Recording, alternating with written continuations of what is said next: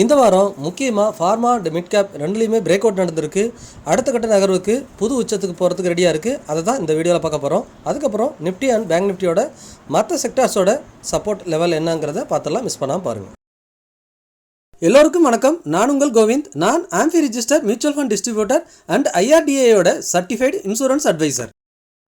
First நம்ம Nifty பார்த்தலாம். நிஃப்டியை பொறுத்த வரைக்கும் நமக்கு ஸ்ட்ராங் சப்போர்ட்டுங்கிறது 22,000. அந்த 22,000 பிரேக் பண்ணலை. அங்கேருந்து சப்போர்ட் எடுத்து மார்க்கெட் 24,300க்கு வந்திருக்கு. இந்த 24,300 இதுக்கு முன்னாடி ஒரு ஸ்ட்ராங் சப்போர்ட்டாக இருந்தது. மார்க்கெட் ஆல் டைம் ஹையில் இருந்தப்போ இப்போ அது ரெசிஸ்டன்ஸாக மாதிரி இருக்குது. 24,300 பிரேக் பண்ணால் தான் மார்க்கெட் உச்சத்தை நோக்கி போகும். கூடிய சீக்கிரம் அதையும் பிரேக் பண்ணுறதுக்கு அதிகமான வாய்ப்பு இருக்குது. இந்த வாரத்தில் மார்க்கெட் அதை பிரேக் பண்ணுதான்னு பார்ப்போம். தென் சென்செக்ஸ் பார்த்திங்கனாலும் அதே கண்டிஷனில் தான் இருக்குது. 72,000ங்கிறது அதோட பாட்டம் சப்போர்ட் எடுத்துகிட்டு இந்த 80,000ங்கிறது இதுக்கு முன்னாடி லாஸ்ட் இயர் பார்த்திங்கன்னா ஒரு ஸ்ட்ராங் சப்போர்ட்டாக இருந்தது. இப்போ அது ரெசிஸ்டன்ஸாக மாறி இருக்குது. 80,000 கிராஸ் பண்ணும்போது தான் மார்க்கெட் திரும்ப 86,000 ஆல் டைம் நோக்கி போகிறதுக்கு அதிகமான வாய்ப்பு இருக்குது. இந்த வாரம் அதையும் நம்ம கண்டினியூவாக வாட்ச் பண்ணலாம்.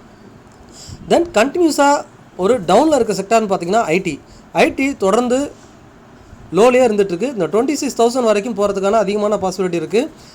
இதை பார்த்தீங்கன்னா 2022க்கு அப்புறம் ஐடியில் பெரிய பர்ஃபார்மன்ஸ் இல்லை. 22லேருந்து ஒரு பூம் கொடுத்தாலும் 40,000 போய்ட்டு திரும்ப அகைன் அதே இடத்துக்கு வந்திருக்கு.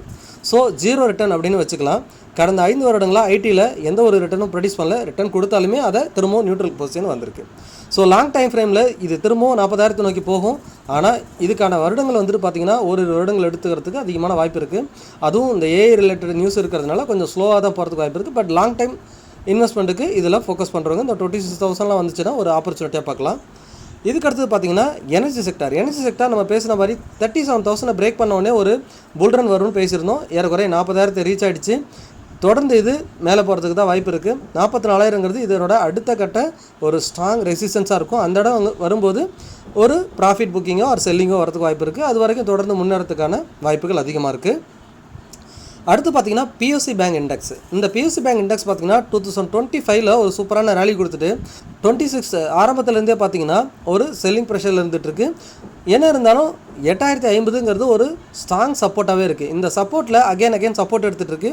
அதை தான் நீங்கள் இந்த வீக்லி சார்ட்லேயும் பார்க்கலாம். ஏறக்குறைய 2வது முறையாக சப்போர்ட் எடுத்துகிட்டு அகைன் அந்த சப்போர்ட்டுக்கு தான் வந்துட்டுருக்கு.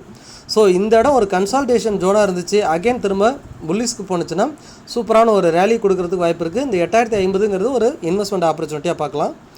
அடுத்து லாங் டைம் ஃப்ரேம் ஐடி போலவே FMCGயும் பார்த்திங்கன்னா ஒரு பாட்டமில் இருக்க செக்டார்னு சொல்லலாம். 50,000ங்கிறதே ஒரு ஸ்ட்ராங் சப்போர்ட்டாக இருந்தது. அதை பிரேக் பண்ணிட்டு 45,000 வரைக்கும் போயிட்டு அகைன் 50,000க்கு வந்திருக்கு. 51,000த்தில் இப்போது வர்த்தகம் நடந்துருக்கு. தொடர்ந்து இது மேலே முன்னேறதுக்கான அதிகமான வாய்ப்பாக இருக்குது. இதெல்லாம் லாங் டைம் இன்வெஸ்ட்மெண்ட்டுக்கு ஒரு நீங்கள் யூஸ் பண்ணிக்கலாம். அடுத்து ஆட்டோ செக்டார் பார்த்திங்கன்னா தொடர்ந்து ஆல் டைம் ஹை பக்கத்துலேயே வர்த்தகம் நடந்துகிட்ருக்கு. 24,000 ஸ்ட்ராங் சப்போர்ட் நம்ம பேசியிருந்தோம். அந்த சப்போர்ட் எடுத்து அகைன் இப்போ 27,000 வந்துட்டாங்க. ஸோ அகைன் இது ஆல் டைம் ஹை நோக்கி போகிறதுக்கு அதிகமான பாசிபிலிட்டி இருக்குது. அடுத்து ரியாலிட்டி செக்டார் பார்த்திங்கன்னா ஒரு டவுன் ட்ரெண்ட் சேனலில் தான் வர்த்தகம் நடந்துகிட்ருக்கு. இந்த டவுன் ட்ரெண்ட் சேனல் என்றைக்கு ஹையர் சைட் பிரேக் ஆகுதோ அன்றைக்கி தான் இது புல்லிஸுக்கு மாறும். அது வரைக்கும் இந்த சேனலில் தான் அப் அண்ட் டவுன் போயிட்டுருக்கு. இப்போதைக்கு பார்த்திங்கன்னா 765ங்கிற ரெசிஸ்டன்ஸை பிரேக் பண்ணிவிட்டு மேலே போயிட்டுருக்கு. தொடர்ந்து இது இந்த சேனலோட டாப் போகிறதுக்கு அதிகமான வாய்ப்பு இருக்குது. அடுத்ததாக மெட்டல் செக்டார் பார்த்திங்கன்னா கண்டினியூஸாக ஆல் டைம் உச்சத்துலேயே இருக்குது. 12,300ங்கிறது இதனோட சப்போர்ட்டு. அந்த சப்போர்ட்டு திரும்ப வந்தாலுமே ஒரு பையிங் ஆப்பர்ச்சுனிட்டியாக பார்க்கலாம். திரும்ப இதுவும் புது உச்சத்துக்கு போகிறதுக்கு அதிகமான வாய்ப்பு இருக்குது. புல்லிஸில் இமீடியட்டாக நம்ம ஆப்பர்ச்சுனிட்டியாக யூஸ் பண்ணுற செக்டார் என்னங்கிறது இப்போ இறுதியாக நம்ம பார்ப்போம்.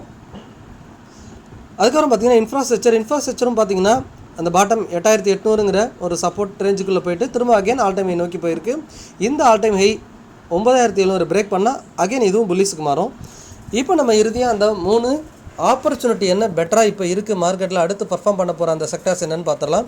ஃபர்ஸ்ட் ஆஃப் ஆல் ஃபார்மா எடுத்துக்கலாம். ஃபார்மா பார்த்திங்கன்னா இந்த 23,900 ரவுண்ட் ஃபிகராக 24,000 எடுத்துக்கிட்டோம். 24,000 பிரேக் பண்ணி வீக்லி கேண்டில் மேலே க்ளோஸ் வச்சுதுன்னா புல்லிஸ்க்கு மாறிடும். அதுக்கப்புறம் ஒரு சூப்பரான ரேலி வெயிட் பண்ணிகிட்டு இருக்குது அப்படின்னு பேசியிருந்தோம். ஸோ அந்த வாய்ப்பு இப்போ வந்திருக்கு. 24,100ல் மார்க்கெட் க்ளோஸ் வச்சுருக்கிறாங்க.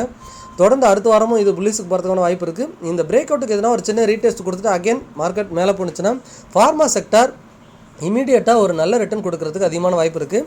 ஃபார்மா இண்டெக்ஸ் ஆர் ஃபார்மா செக்டாரில் இருக்கக்கூடிய பங்குகளை வாட்ச் பண்ணி பாருங்கள். அடுத்தது பார்த்திங்கன்னா மிட் கேப் இண்டெக்ஸ் பார்த்திங்கன்னா ரொம்ப நாளைக்கு அப்புறம் பிரேக் அவுட் ஆகிருக்கு. ஏற்கனவே 2024க்கு அப்புறம் மிட் கேப் இண்டெக்ஸ் இப்போ தான் அந்த ஹையை பிரேக் பண்ணுது. 61,000 பிரேக் பண்ணால் ஒரு ரேலி இருக்கிறதுக்கு வாய்ப்பு இருக்குன்னு பேசியிருக்கோம். ஏறக்குறைய 61,000க்கு மேலே லாஸ்ட் வீக் கம்ஃபர்டபுளாக க்ளோஸ் வச்சுருக்காங்க. இந்த செக்டாரும் இந்த வீக்லி பிரேக் அவுட்டுக்கு எதனா ஒரு ரீடெஸ்ட் கொடுக்கறதுக்கான வாய்ப்பு இருக்குது, இல்லை தொடர்ந்து முன்னேறதுக்கும் வாய்ப்பு இருக்குது. எப்படி இருந்தாலுமே மிட் கேப் இண்டெக்ஸ் வந்துட்டு ஒரு சூப்பரான ரேலி ஆகிறதுக்கு சான்சஸ் இருக்குது. Mid cap index and mid cap பங்குகளை நீங்கள் வாட்ச் பண்ணி பாருங்கள். அதுக்கப்புறம் பார்த்தீங்கன்னா ஸ்மால் கேப் இண்டெக்ஸ்னு பார்த்தீங்கன்னா இந்த டவுன் ட்ரெண்ட் நம்ம ஒரு லைன் போட்டிருந்தோம். அந்த லைனை பிரேக் அவுட் ஆகி சூப்பரான ஒரு க்ளோசிங் வச்சுருக்கிறாங்க. தொடர்ந்து மேலே போகிறதுக்கு வாய்ப்பு இருக்குது. ஆனால் இது வந்து இன்னும் புல்லிஸாக மாறுறதுக்கு 19,700ங்கிற ஒரு ரெசிஸ்டன்ஸ் இருக்குது.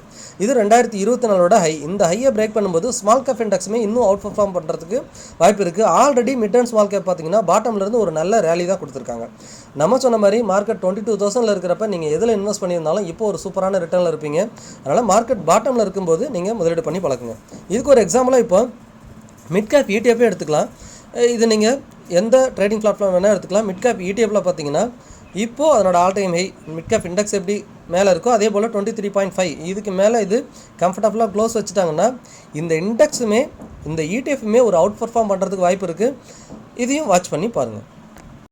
ஃபைனலாக நிஃப்டி 24,300 பிரேக் பண்ணும்போது 26,300 நோக்கி போயிடும். ஃபார்மா அண்ட் மிட் கேப் பங்குகளை தொடர்ந்து வாட்ச் பண்ணி பாருங்கள். இந்த வாரம் அவுட் பர்ஃபார்ம் பண்ணுறதுக்கு வாய்ப்பு இருக்குது. நான் AMFI register mutual fund distributor, அதாவது association of mutual fund in இந்தியாவில் பதிவு பெற்ற மியூச்சுவல் ஃபண்ட் டிஸ்ட்ரிபியூட்டர் மற்றும் IRDAயோட சர்டிஃபைடு இன்சூரன்ஸ் அட்வைசர். உங்கள் லைஃப்பில் ஃபினான்ஷியல் கோல்ஸை ஈஸியாக அச்சீவ் பண்ணுறதுக்கான ஃபினான்ஷியல் பிளான் பண்ணணுமா? அப்போது கட்டாயமாக நீங்கள் டிஸ்பிளேல தெரிகிற வாட்ஸ்அப் நம்பருக்கு ஷேர் பண்ணுங்கள் அல்லது டிஸ்கிரிப்ஷனில் இருக்க கூகுள் ஃபார்ம் ஃபில் பண்ணுங்கள். நான் உங்களை கான்டாக்ட் பண்ணுறேன். அப்படியே நம்ம சேனலை சப்ஸ்கிரைப் பண்ணிவிடுங்க, லைக் பண்ணிவிடுங்க, உங்களோட ஃப்ரெண்ட்ஸ் அண்ட் ஃபேமிலிக்கு மறக்காமல் ஷேர் பண்ணிவிடுங்க. மீண்டும் ஒரு நல்ல வீடியோவில் சந்திக்கிறேன். உங்கள் கோவிந்த்.